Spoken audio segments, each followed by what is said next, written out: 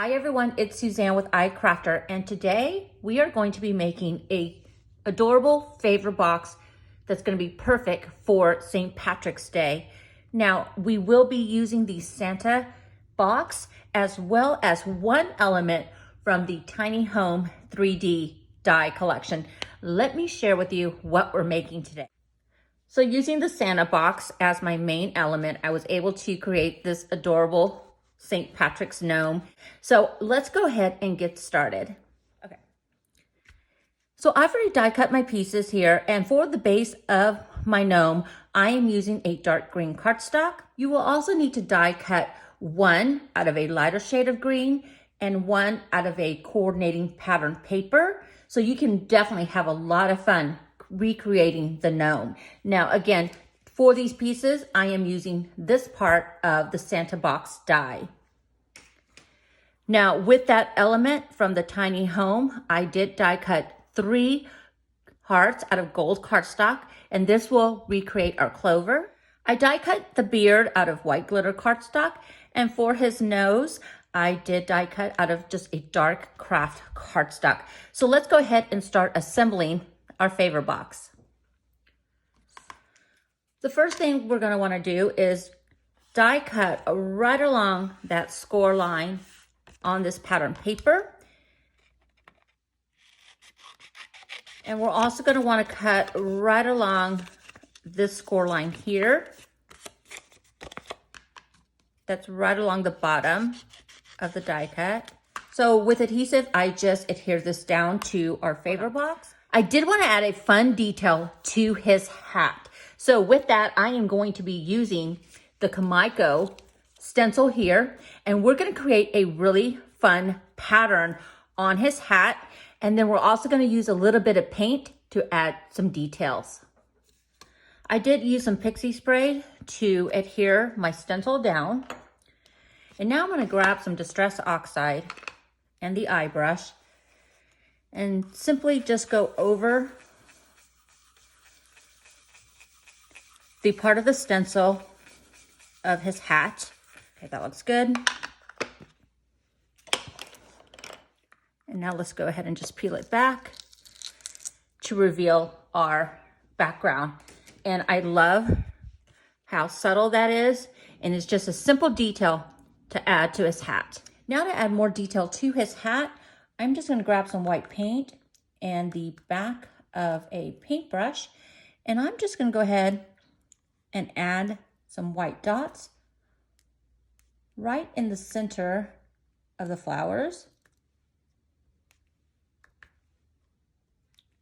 just to give it some fun dimension. Okay, that looks good. Now we just have to let this dry, and then we can begin on the next step of our box. All right, now I'm going to go ahead and just start assembling the box. And I did add a 1/8 inch of double-sided adhesive tape to the bottom of one of the boxes. And right along the bottom, there is a score line. So you're going to want to just fold right along there. And here we have excess, but we can just cut that with an X-Acto knife.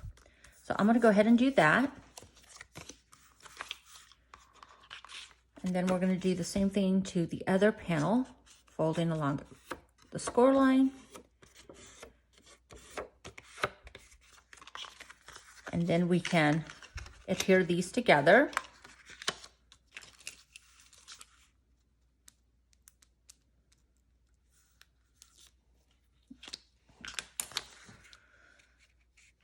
And we're just going to line them up right along that edge.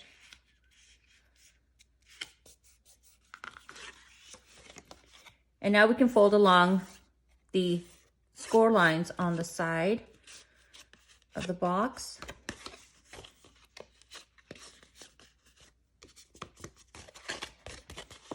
I'll go ahead and do the other side.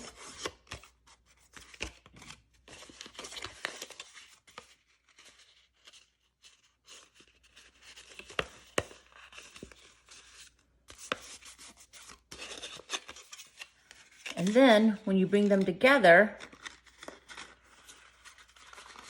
that forms your box, just like that. I found it easier to assemble the gnome on the front of the favor box by going ahead and tucking in some candy and then closing it off with some ribbon to act as the enclosure.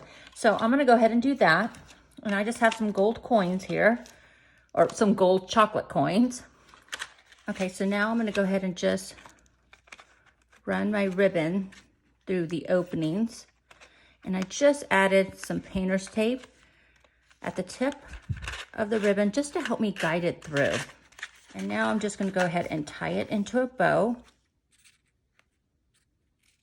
Okay, this is dry, so now we can go ahead and cut along the score lines on both sides and along the bottom.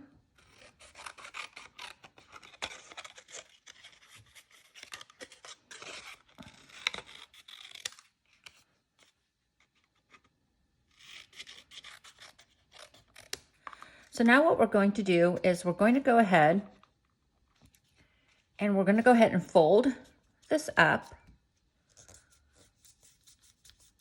And then we're going to come back and fold it down. And this is going to create our brim to our hat.